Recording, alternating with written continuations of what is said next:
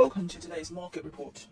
World stocks rallied and the dollar edged up from 8-month lows on Friday as slowing inflation data raised hopes the Federal Reserve can engineer an economic soft landing and reduce its pace of aggressive monetary tightening next week. US consumer spending fell for a second straight month in December, a Commerce Department report said, which also showed the smallest gain in personal income in 8 months that partly reflected moderate wage growth, both good signs for inflation.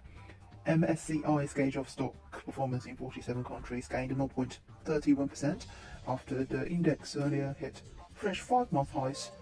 Equities have concluded the Fed really knows what they're doing, that they've shepherded the economy pretty well so far and really have a shot at a soft landing.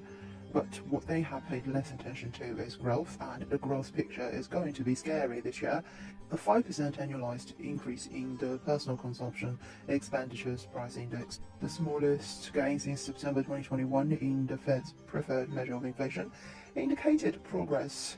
Futures showed the market pricing in a slightly higher peak of the Fed's overnight lending rate at 4.912% in June.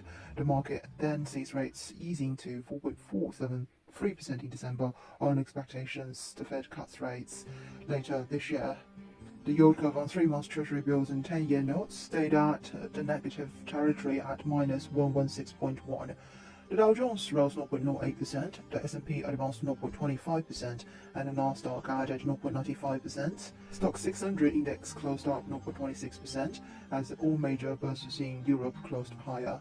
Investors tussled with mixed earnings from that region, but easing US inflation boosted sentiment ahead of central banks' decisions next week. GBP was at 124, Euro was at 108. This is today's market report. Thanks for listening. We'll see you next time.